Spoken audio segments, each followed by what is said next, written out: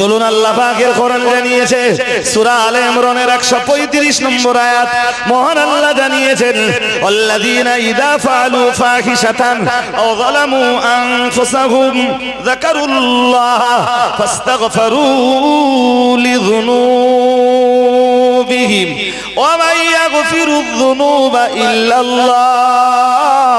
আল্লাহ পাক রব্বুল আলামিন জানিয়েছেন ওয়াইদা ফাআলু ফাহিশাতান, মহান আল্লাহ জানিয়েছেন কেউ যখন কোন ফাহিশা কাজে লিপ্ত হয়ে যায়, নফসের তাড়নায় পড়ে, শয়তানের প্ররোচনায় পড়ে, কেউ যখন কোন নির্লজ্জ কাজে মানে বেহায়াপনা কাজের সাথে লিপ্ত হয়ে যায়, মহান আল্লাহ জানিয়েছেন আও যালামু আনফুসাহুম, মহান আল্লাহ জানিয়েছেন অথবা কেউ যখন নিজের নফসের উপরে অত্যাচার করে, ও বাবাজিরা ভাইরা, আল্লাহ পাক রব্বুল আলামিন জানিয়েছেন এরপরে যাকারুল্লাহ,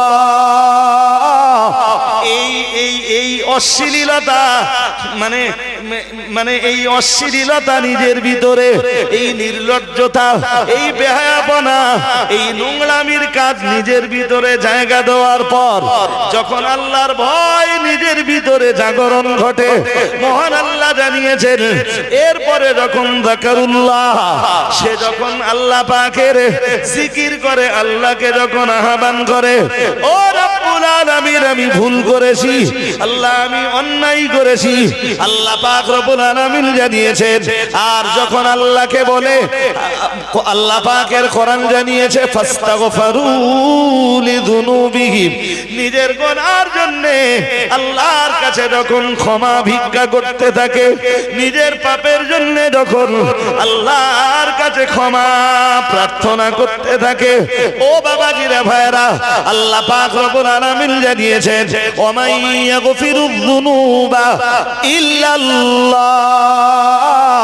আল্লাহ পাক রব্বুল আলামিন জানিয়েছেন তখন আল্লাহ ছাড়া কে আছে আর বান্দার গুনাহ maaf করে দিতে পারে? সুবহানাল্লাহ বলুন, আর একটু মন খুলে বলেন। কেউ ফাহিশা কাজ করে ফেলেছে, নির্লজ্জ কাজ করে ফেলেছে, জি, নিজের নফসের উপরে অত্যাচার করেছে, এরপরে ওর মনে খোদাভীতি জেগেছে, ও আল্লাহরে ডাকতেছে, খুব তওবা করতেছে, কান্নাকাটা করতেছে, জি, तमाम জীবনের মতো গুনাহের কাজও বর্জন করেছে। আল্লাহ বলেন ওমাইয়াগফিরুয যুনুবা ইল্লাল্লাহ, কে আছে আর গুনাহ মাফকারী আল্লাহ ছাড়া? তার মানে আল্লাহ তখন ওর গুনাহকে মাফ করে দেয়। আর একটু আরো আওয়াজে, এটা শুনলেন আয়াত তো, কোন আয়াত? আলে ইমরানের 135 135 100। চলুন এবার আয়াতের শানে নুজুলটা একটু বলি। আয়াত কেন নাযিল হয়েছে এটা একটু জানি। অসুবিধা হচ্ছে আপনাদের নাকি? মুফতি সাহেব ডেকে দেবো? যখন মুফতি ছিলাম তখনকার চাইতে আপনারা অনেক চাঙ্গা সতেজ। শানে নুজুলটা শুনুন, খুব মজার ব্যাপার। শুনলে অনেক শিক্ষা পাওয়া যাবে, এবং শুধু শিক্ষা নয়, অনেক বাস্তব ভিত্তিক শিক্ষা পাওয়া যাবে। রাসূলের সাহাবীদের ভিতরে ছিল ভ্রাতৃত্বের বন্ধন। সুবহানাল্লাহ। আরেকটু আমাদের ভিতরে সেটা মাঝখান দিয়ে পাঁচিল, আঙ্গা ভ্রাতৃত্বের বন্ধন কি? একটা ছোট্ট বারান্দার মাঝখান দিয়ে পাঁচিল দিয়ে দুই ভার ওঠার জায়গা, খুব সংকীর্ণ। বাড়িতে উঠবার যে সিঁড়ি খুব ছোট ছোট। ছোট বউ বড় বউর মুখ দেখবে না, আর বড় বউ ছোট বড় মুখ দেখবে না। ছোট ভাই বড় ভাইয়ের মুখ দেখবে না, আর বড় ভাইও বিশাল সুখী আছে। আমরা বলেন,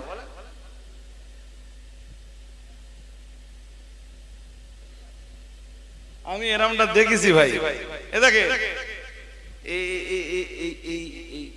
আমরা যখন ঘর বাড়ি বানাই, বাড়ি বানানোর সময় সিঁড়িগুলো কতটা চওড়া হয়? 3.5 ফুট ধরলো, ঘুমাচ্ছে না নাকি, 3.5 ফুট ধরলো। কোন এক জায়গায় দেখি যে ওই 3.5 ফুট যে সিঁড়ি ওই দুভাগে ভাগ করা।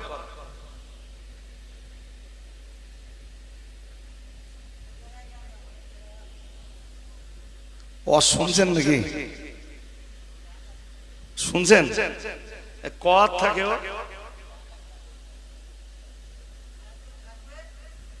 কই 3 হাত থাকবে? 3.5 হাত তো। এবার মাঝখান দিয়ে পার্টিশন দিতে গেলে জায়গা খানিকটা কমবে।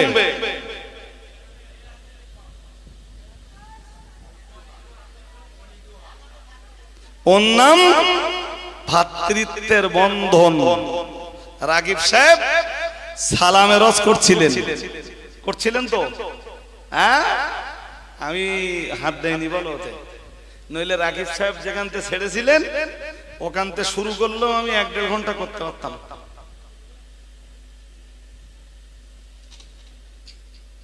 জি করিনি, কিন্তু সাহাবীদের ভিতরে ছিল ভ্রাতৃত্বের প্রকৃত বন্ধন। আরেকটা, ইন্নামাল মুমিনুনা ইখওয়াতুন ফাসলিহু বাইনা আখওয়াইকুম ওয়াত্তাকুল্লাহা লাআল্লাকুম তুরহামুন। মহান আল্লাহ জানিয়েছেন, আল্লাহ পাক রব্বুল আলামিন জানিয়েছেন 26 পারা সূরাতুল হুজুরাতের ভিতরে আল্লাহ পাক রব্বুল আলামিন জানিয়েছেন ইন্নামাল মুমিনুনা ইখওয়াতুন। মহান আল্লাহ জানিয়েছেন ইমানদারের ভাই। আরো আওয়াজ দিয়ে বলেন, ইমানদার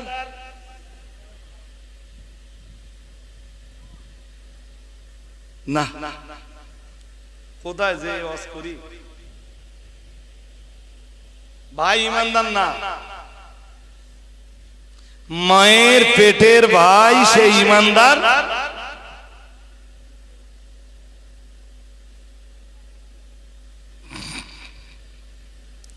রক্তের ভাই আজকে দুশ্মনে পরিণত হয়েছে।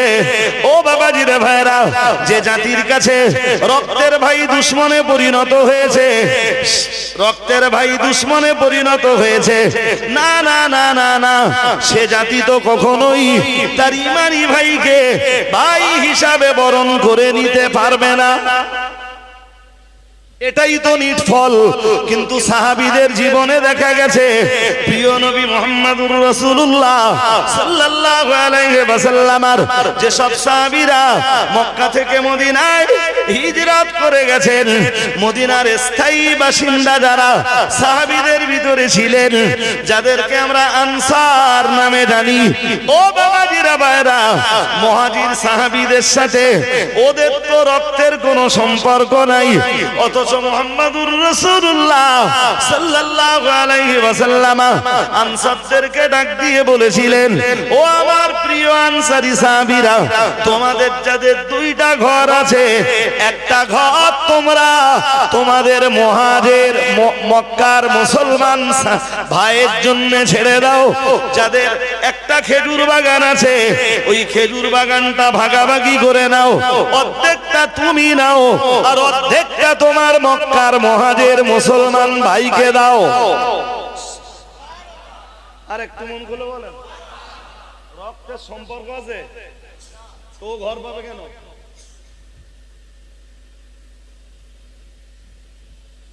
কিছু বলেন না কেন? আনসারীদের রক্তের ভাই তো এরা না, ঘর পাবে কেন? 2 কাঠা জমি আছে, 1 কাঠা মক্কা থেকে এই মদিনার মাটিতে এসেছেন তোমার মুহাজির ভাই, তুমি 1 কাঠা জমি তোমার মুহাজির ভাইকে দাও। আর একটু মন খুলে বলুন, কোথায় আমাদেরকে, কোথায় কোথায় আজকে সেই ভ্রাতৃত্ববোধ?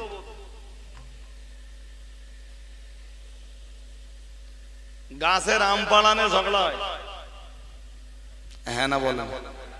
বাঁশ ঝাড়ের বাঁশ কাটানে, নারকেল গাছের নারকেল পাড়ানে, পুকুরির মাছ ধরানে পুকুর পড়ে আছে 20 বছর, বিশাল বড় পুকুর, কেউ মাছ চাষ করে না। এগুলো আজকের মুসলিম জাতির ভ্রাতৃত্ব বন্ধনের নমুনা।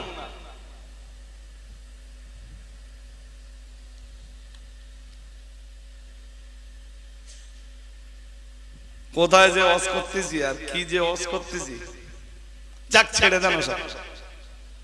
এত কথা কেন বলেছি জানেন? সূরা আলে ইমরানের 135 নম্বর আয়াতের তাফসীরটা বোঝাবো তাই। এক সাকাফি আর এক আনসারী, শুনছেন? বলতে হবে তো, এক সাকাফি আর এক আনসারী, দুইজনের ভিতরে রাসূল ভ্রাতৃত্বের বন্ধন জুড়ে দিয়েছেন। সুবহানাল্লাহ। আর সত্যি সত্যি দুজন ভাই ভাইয়ের মতো থাকে। আনসারী সাকাফিকে তারা সাকাফি ব্যতীত থাকতে পারে না, সাকাফি ও আনসারী ব্যতীত থাকতে পারে না। আর একটু মন খুলে বলেন, হঠাৎ রাসূল যুদ্ধে যাবেন, তা দুজনারই দাবি হলো দুজনাই রাসূলের সাথে যুদ্ধে যাবে, কারণ কেউ কাউকে ছেড়ে দূরে সরে থাকতে পারে না। তো রাসূলুল্লাহ দুজনের মাঝে লটারি করলেন। কি করলেন বলুন? লটারি। আবার এর থেকে নিজেরা যান ফতোয়া বার করবেন না যে লটারি কাটা যায়, এটাও বলে দিচ্ছি। জি, রাসূলুল্লাহ লটারি করলেন, সেই লটারিতে সাকাফির নাম এলো। তাফসীর বিশারদরা লিখেছেন, প্রিয় নবী মুহাম্মদুর রাসূলুল্লাহ সাল্লাল্লাহু আলাইহি ওয়াসাল্লাম সাকাফিকে সঙ্গে নিয়ে জিহাদের ময়দানে রওনা দেওয়ার মনস্থ করলেন। সাকাফি তখন আনসারীকে ডাক দিয়ে বললেন, ও আমার ভাই আনসারী, তুমি মদিনায় রয়ে যাও এবং এই মদিনা মুনাওয়ারায় তোমার উপরে দায়িত্ব হলো তুমি আমার বাড়ির যাবতীয় দায়িত্ব সামলে দিও।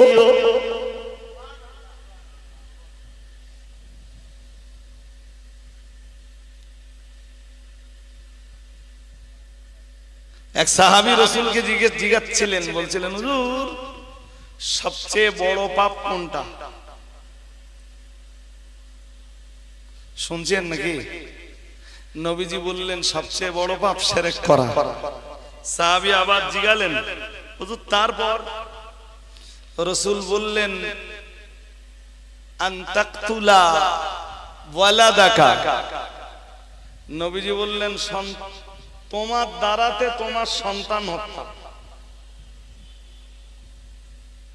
মাখাফাতা আইয়াতামা মাকা, এই ভয়ে যে তোমার সন্তান তোমার সঙ্গে খাবে। শুনছেন নাকি? আমি এই কথাটা না বলে ওই কথাটা বোঝাতে পারছি না। সাহাবী জিজ্ঞেস করলেন, হুজুর কোন পাপ সবচেয়ে বড়? রাসূল বললেন, সবচেয়ে বড় পাপ আন তাজআলা লিল্লাহি নিদ্দান ওয়া হুয়া খালাকাক। এক কথায় বলেছি শিরক করা, দুই নম্বরে বলেছি সন্তান আপনার সাথে খাবে এই ভয়ে সন্তান হত্যা করা। সাহাবী আবার বললেন, সুম্মা আই, হুজুর তারপরে কোন পাপটা বড়?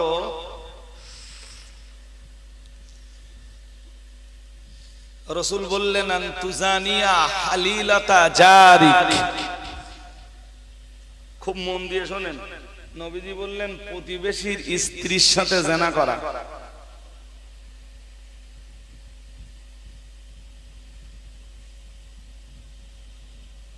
আওয়াজ কি সব জায়গায় পৌঁছেছে?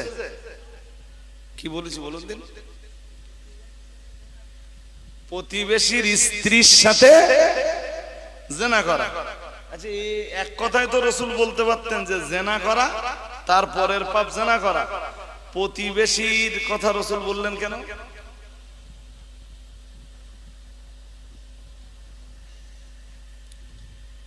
কিচ্ছু বলেন, উত্তর দেন।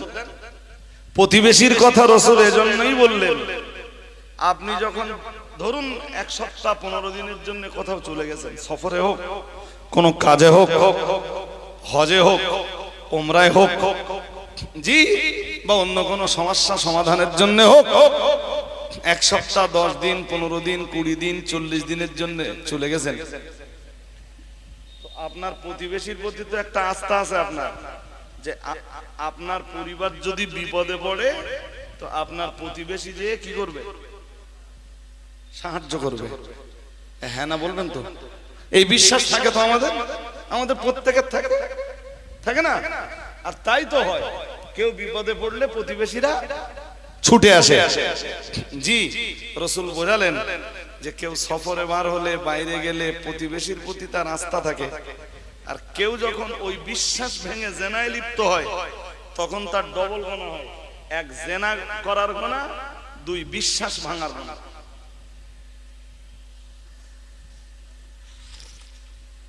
বুঝতে অসুবিধা হচ্ছে নাকি? হ্যাঁ, এরকম সুযোগ সন্ধানে প্লেয়ার কিছু,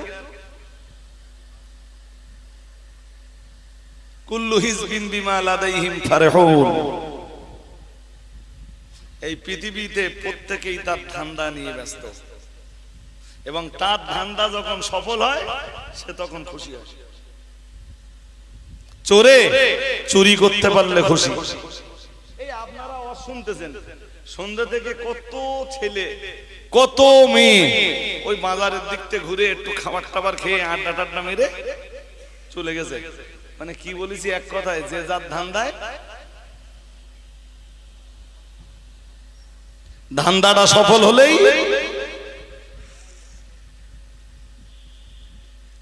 আরে ভাই এরামটা আমি জীবনে বহুবার ধরেছি জানেন। স্যার পড়াচ্ছে ক্লাসে, অঙ্ক করাচ্ছে,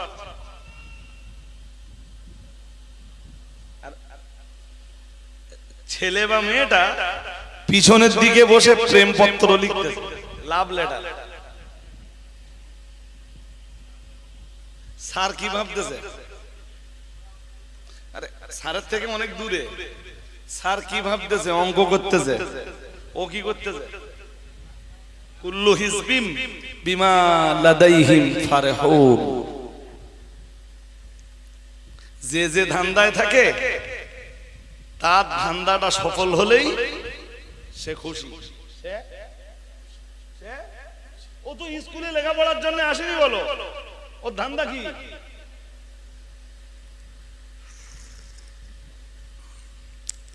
যাকে সব ছাড়েন ভাই, বললে কথা বাড়বে। এন্ড যেটা দরকার আপনাদের জন্য, কি বলেছিলাম, ও আনসারিয়া সাকাফি, মনে আছে? রাসূল সাকাফিকে নিয়ে চলে গেছেন, আনসারীর ঘাড়ে দায়িত্ব পড়েছে, দায়িত্ব দিয়ে গেছেন, তার পরিবারের দায়িত্ব আনসারীর উপরে। হ্যাঁ, সাকাফির স্ত্রী একদিন গোসল করে চুলের পানি ঝাড়ছে, কি চুল শুকাচ্ছে, এই দৃশ্যটা আনসারীর চোখে পড়েছে, সাকাফির স্ত্রী তা জানে না।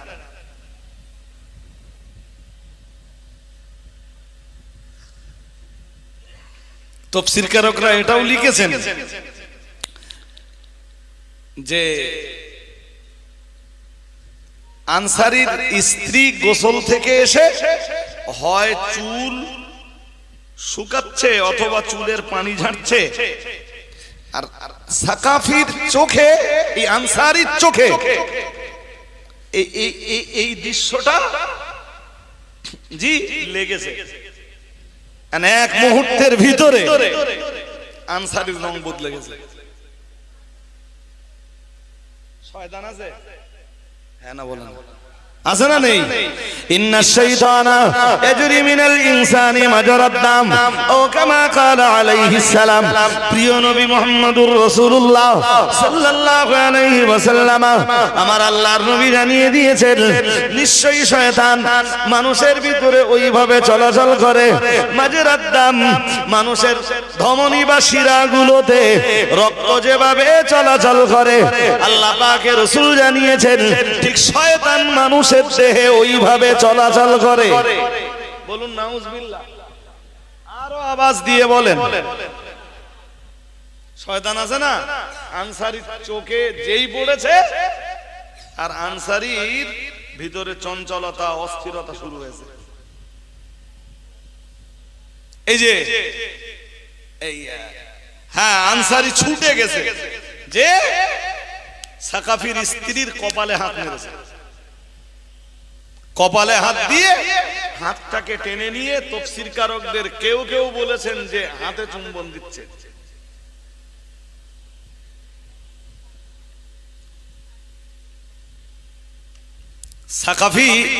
সাকাফির স্ত্রী তখন বলছে, ইত্তাকিল্লাহ ইয়া আব্দুল্লাহ, হে আল্লাহর বান্দা, আল্লাহকে ভয় করো। খুনতা আমানাতাক, তুমি আমানাতের খেয়ানত করেছো, তুমি আমানাতের খেয়ানত করছো। ওই যে বলেছি প্রতিবেশীর স্ত্রীর সাথে জেনা করা, মনে আছে নাকি? আছে। তুমি আমানাতের খেয়ানত করছো।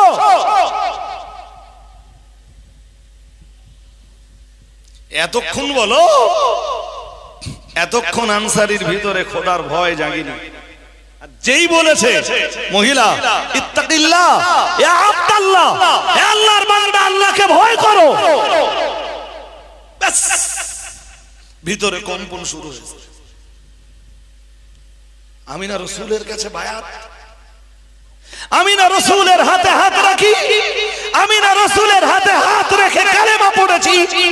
এই নির্লজ্জতা, এটা তো আমার জন্য শোভনীয় নয়।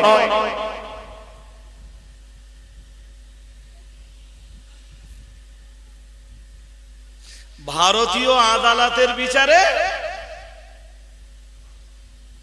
লোকের ঘরে মেয়ে নিয়ে উইদাউট ম্যারেজে রাত কাটালেও সেটা নির্লজ্জতা নয়, সেটা জায়েজ। আর কোরআনের ভাষায় কোনটা নির্লজ্জতা একটু বুঝে দেখেন এবার। জি, আমি এত নির্লজ্জ হয়ে পড়লাম, আমি এতটা নীচ, আমি এতটা হীন মানসিকতার। আমার যে সাকাফি ভাই তার পরিবারের দায়িত্ব দিয়ে গেলেন, আমি তার কপালে হাত দিলাম, তার স্ত্রী তার স্ত্রীকেও দেখভাল করার জায়গায় আমি আমার সাকাফি ভাইয়ের আমানতকে খেয়ানত করতে যাচ্ছিলাম। আমি এতটাই অসভ্য, অসভ্যতার এত নিম্নে নেমে গেছি।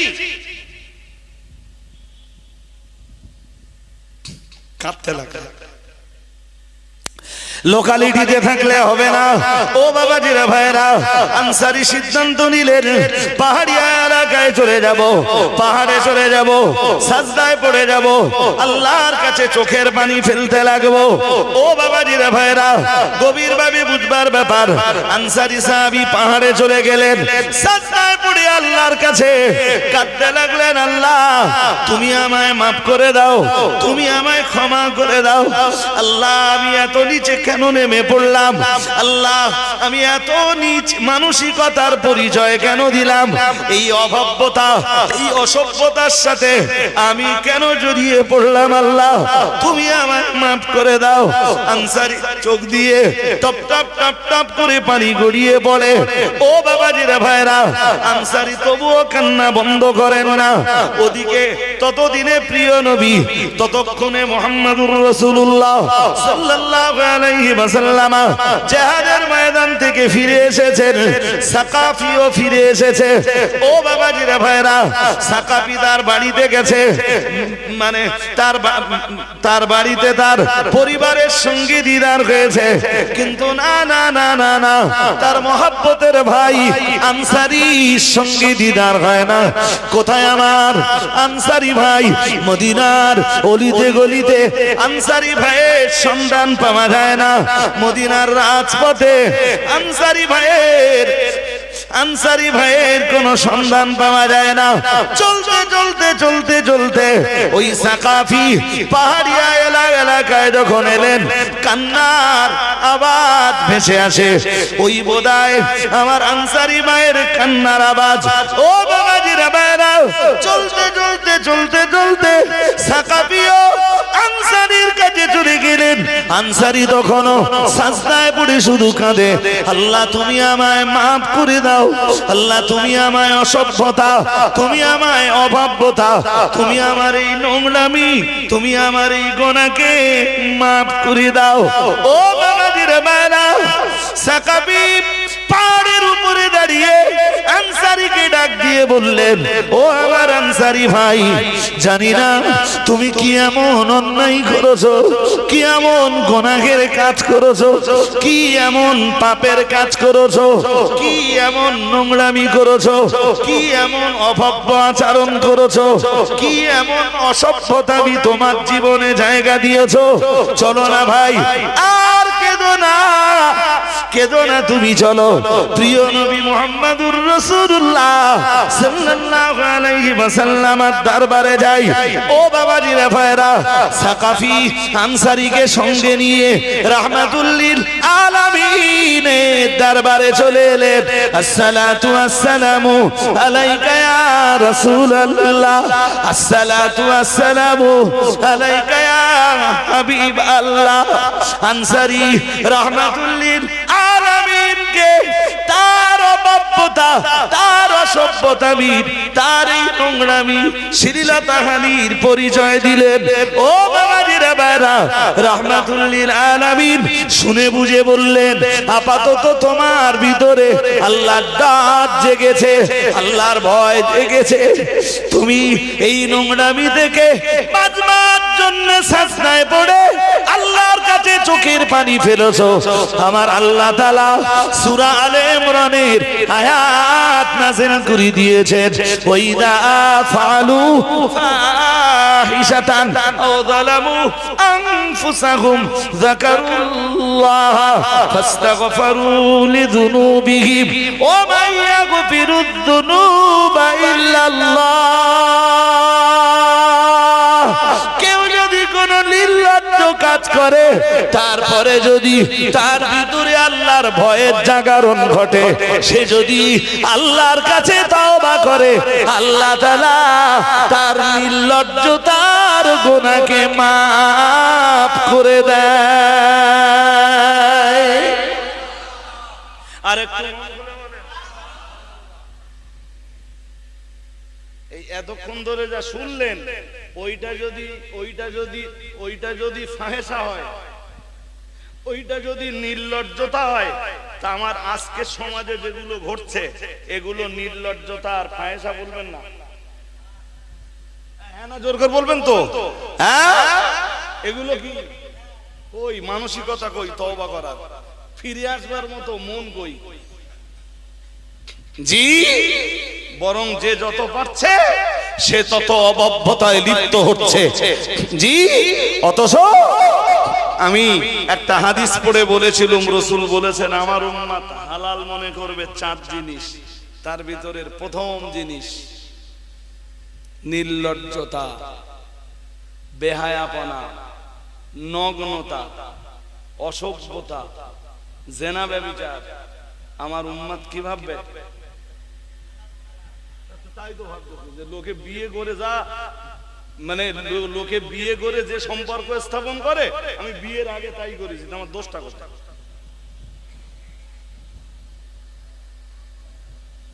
এ কি আর অপরাধ বোধ করতেছে না?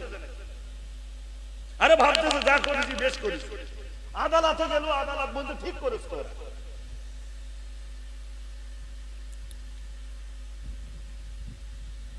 সভ্যতার কিটা আছে সমাজে? আদালত তো বলছে যে একটা ছেলে আর মেয়ের যদি মন তৈরি হয়, তারা যদি এক জায়গায় রাত্রি যাপন করে, এটা এটা সমস্যা নেই, এই রিলেশনটা বৈধ আছে।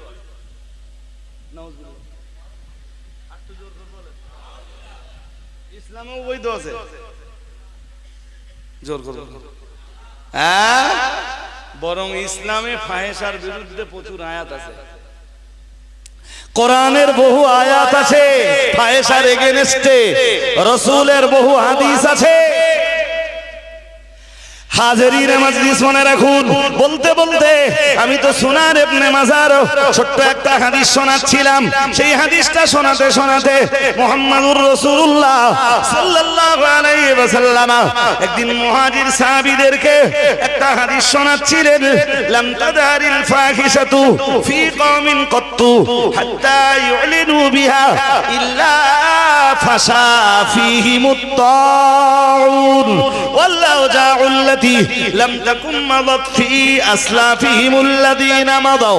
আল্লাহ পাকের নবী জানিয়ে দিয়েছে, যে জাতির মাঝে অশ্লীলতা বেড়ে যায়, নোংরামি বেড়ে যায়, অসভ্যতা বেড়ে যায়, অবাব্যতা বেড়ে যায়, যে জাতির মাঝে নগ্নতা বেড়ে যায়, বেহায়াপনা বেড়ে যায়, বেলেল্লাপনা বেড়ে যায়, যে জাতির মাঝে জেনা বেড়ে যায়, যে জাতির মাঝে ব্যভিচার বেড়ে যায়, ও বাবাজিরা ভাইরা, মুহাম্মদুর রাসূলুল্লাহ সাল্লাল্লাহু আলাইহি ওয়াসাল্লাম জানিয়েছেন, এমন কি ওই বেলেল্লাপনা, ওই নোংরামি, ওই অসভ্যতামি, ওই শ্লীলতাহানি, ওই নগ্নতা যখন ব্যাপকতার সঙ্গে হতে থাকে, হাত্তা ইউলিনু বিহা, আল্লাহ পাকের রাসূল জানিয়েছেন, এবং ওটা যখন প্রকাশ্যভাবে হতে থাকে, আল্লাহ পাকের নবী জানিয়েছেন, ও সাহাবীরা মনে রাখো, ও মুহাজির সাহাবীরা মনে রাখো, ও উম্মত উম্মতিরা মনে রাখো, আমি আল্লাহ পাকের রাসূল বলছি,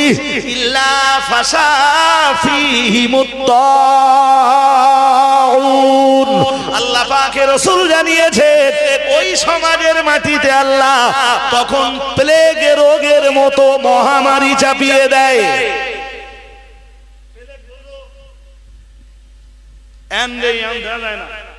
এক সময় দেখা যেত প্লেগ হলে এলাকা কি এলাকা উজাড় হয়ে যেত।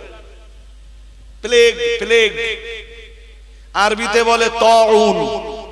কি বলে? নবীজি বলতেছেন পরিষ্কার, ইল্লা ফাশা ফীহিমুত তাউন। এইটুকু হাদিসের অংশ নিয়ে তো এতক্ষণ আজ করলাম। ওই হাদিসের 5টা কথা আছে টোটালে। কটা? আমি বলেছি কটা? একটা। কটা? একটা। তাই এতক্ষণ বলবার ইচ্ছা ছিল না, শুধু খুব ডিপ অ্যাটেনশন। এই এখন তো দেখে মনে হচ্ছে যে রাত 8টা বাজে। ঘুম পাচ্ছে নাকি? পায় না তো? একটু তাকবীর দেন, নারায়ে তাকবীর, নারায়ে তাকবীর। জি, খুব মনোযোগ দিয়ে শুনছেন, তাই আমি কথাগুলো বলছি, এবং সমাজের সাথে মেলাবেন, মিলে যাবে ইনশাআল্লাহ। জি ভাই, রাসূল বললেন প্লেগের মতো মহামারী আল্লাহ চাপাবে। তো প্লেগ তো এখন হয় না, হয়? তাই রাসূল আরেকটা অপশন রেখেছেন, এই যে নবীর কথা তো মিথ্যা হবে না, হবে? এত নোংরামি চলতেছে, প্লেগ হয় কই? হয় না তো? তাই নবী আরেকটা কথা বললেন, ওয়াল আউজাউল্লাতী লাম তাকুম মাদাত ফি আসলাফিহিমুল্লাযীনা মাদাউ। রাসূল বললেন প্লেগ যদি না হয়, আমার দিকে প্লেগ যদি না হয়, তাহলে আল্লাহ এমন এমন রোগ দেবে, যে রোগের নাম তাদের বাপ দাদা 14 পুরুষ কখনো হয় প্লেগের মতো রোগ আসবে, আর নইলে এমন রোগ আসবে আল্লাহ ওই সমাজে এমন ভাইরাস চাপাবে, ওই সমাজে এমন ব্যাধি চাপাবে, যে ব্যাধির নাম তাদের পূর্বপুরুষ কখনো, করোনা ভাইরাস। কি ভাইরাস? করোনা থেকে বাঁচার জন্য টিকা নেবেন। হ্যাঁ না বলে না? আমার মোটেই ইচ্ছা ছিল না, আমি যদি বাধ্য না হতাম নিতুম না, হয়তো নিতুম না। আমি নিয়েছি আপনাদের আগে, নইলে গভর্নমেন্ট স্কুল বন্ধ করে দেবে। আপনাদের অনেক আগে নিয়েছি শুধু না, আমার যখন মনে হয় ফার্স্ট ডোজ সেকেন্ড ডোজ হয়ে গেছে, আপনাদের জন্য তখন ফার্স্ট ডোজ এলাও হচ্ছে। প্রথম তো পেয়েছে ডাক্তাররা, কারা কারা, তারপর এলাও হয়েছে স্কুল মাস্টার আর পুলিশদের জন্য। আমরা সেই ক্যাটাগরিতে আমাদের বাধ্য করেছে নিতে, এবং ফার্স্ট ডোজ নেওয়ার পরে সেকেন্ড ডোজটাও তাই, থার্ড ডোজটা নেয়নি। আমি তো দিয়েছিলাম কোভিশিল্ড, এখন রিপোর্ট কি বলছে জানেন? বলছে কোভিশিল্ড যারা নিয়েছিল তাদের দেহে কঠিন রোগের দানা বাঁধছে, এবং তার সিমটমটা বলে দেই, সিমটম রোগ দেওয়ার মালিক আল্লাহ। আমরা ওতে বিশ্বাস করি না, আমরা কি বিশ্বাস করি বলুন? বাট একটা কথা স্মরণ করাচ্ছি, যে কোভিড সার্টিফিকেটে, কোভিড যে সার্টিফিকেট ছিল ওতে নরেন্দ্র মোদীর ছবি ছিল না? আজকে কোউইন, COWIN, কোউইনে যে আপনি আপনার মোবাইল নম্বর দিয়ে যে নম্বর দেওয়া ছিল ওই টিকা দেওয়ার সময়, ওই মোবাইল নম্বর দিয়ে আপনি ওর ভিতরে ঢুকে দেখবেন আপনার সার্টিফিকেটে এখন নরেন্দ্র মোদীর ছবি নেই। ও দোষ নেবে না।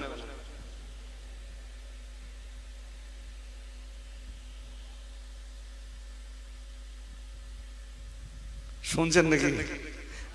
আমি কালকে, কারো ছবি আর এখন নেই ওতে, ও দোষ নেবে না।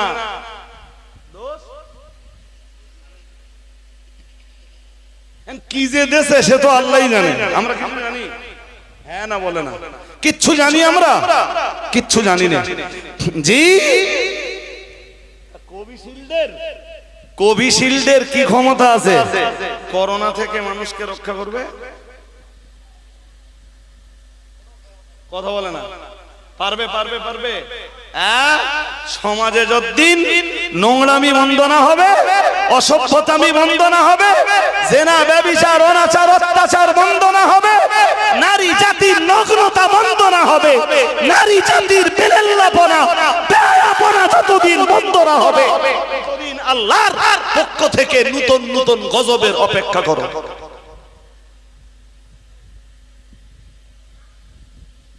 আর নরেন্দ্র মোদী, তুমি শুধু চেষ্টা চালিয়ে যাও, কোভিশিল্ডের মতো আবার কত ভ্যাকসিন তোমার আবিষ্কার করতে হবে, তার ঠিক ঠিকানা নেই। তুমি যখন চাচ্ছ যে ক্ষমতাতে যাবা না, তাহলে এখনো তোমার অনেক কিছু জাতির জন্য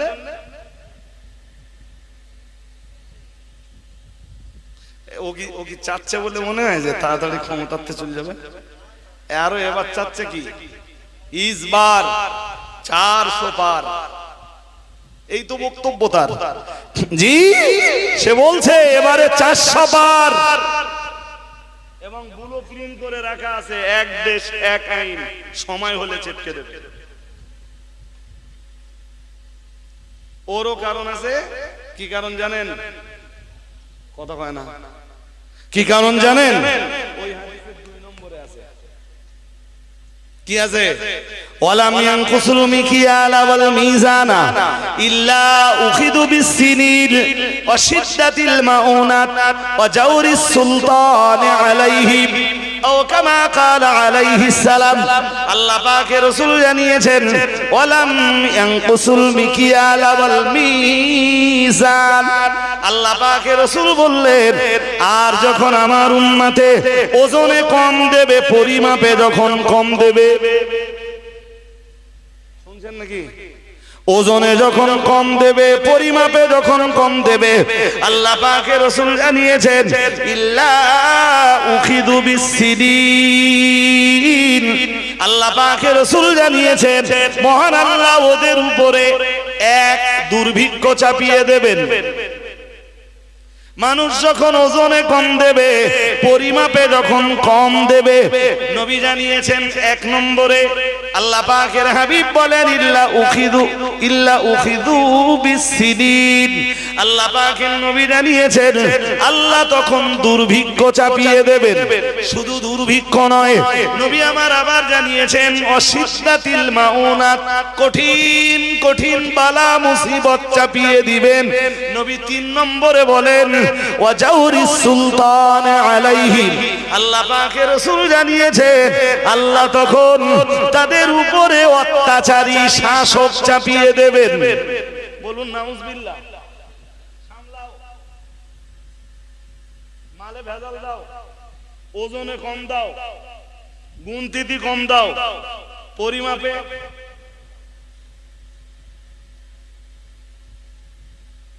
কচু চাষ করে দে করে একটা লোক বাড়ি কচু নিতে এসে 1 কেজি পুড়তেছ না, তো ওই সার গাদার দিকে একটা কচুর এইটু পড়েছিল, ওইটা তুলে এনে 1 কেজি পুড়ে গেতেছে।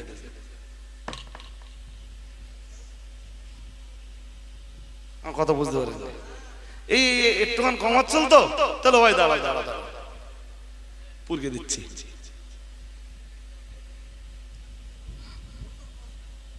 যেখানে যাবেন সব জায়গায় কম, নেওয়ার সময় সব সময় কি করছে, ও ভাই টাকা দান কম দিস না খবরদার, মালে ভেজাল দিত। এই যে সোলাদানা বাঁশঝাড়ি জুড়ে ইট ভাটা গুলো রয়েছে, বলতে বড় লজ্জার সঙ্গে বলতে হয়, গাড়ি যখন লোড হয় ইট ভাটা থেকে, লোড হয় 4000 বা 5000। কলকাতা, হাওড়া, হুগলি, মেদিনীপুর যেখানে যে ইটগুলো পড়ে, যে গোলায় পড়ে, সেখানেও পড়ে 5000। লজ্জার সাথে বলতে হয় রাস্তায় বিক্রি হয়ে যায় 200 ইট।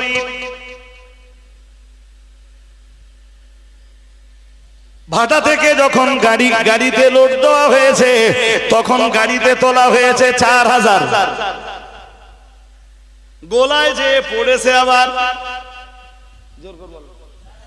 4000, মাঝখানে বিক্রি হয়েছে। এসব খবর জানেন? আমরা টুই মাথা দেই বলে কিছু জানি না, বলেন। হ্যাঁ, এই কয়লায় চুরি আছে জানেন? যাকে আল্লাহ বুঝবার ক্ষমতা দান করুক। তবে নবী বলো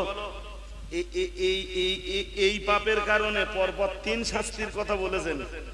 এই যে প্রথম শাস্তি ইল্লা উখিযু বিসসিনিন, নবীজি বলেন দুর্ভিক্ষ। শুনছেন নাকি? প্রথম কি? দুর্ভিক্ষ।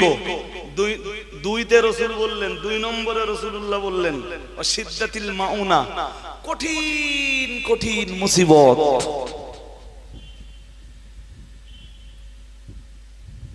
মানুষ যত চতুর হয়েছে, মানুষের চালাকির পরিমাণ যত বেড়েছে, ওজনে পরিমাণে যত কম দিতে শুরু করেছে, ও ভাইরা আমার, গভীরভাবে বুঝবার ব্যাপার। লজ্জার সঙ্গে বলতে হয় মানুষ যত পরিমাণে কম দিতে শিখেছে, ক্যান্সারের মতো কঠিন মুসিবতের পরিমাণ তত, পরিমাণ তত। সামলাও। নারায়ে তাকবীর, নারায়ে তাকবীর। মুফতি সাহেব হুজুর কিবলা, মুফতি সাহেব হুজুর কিবলা।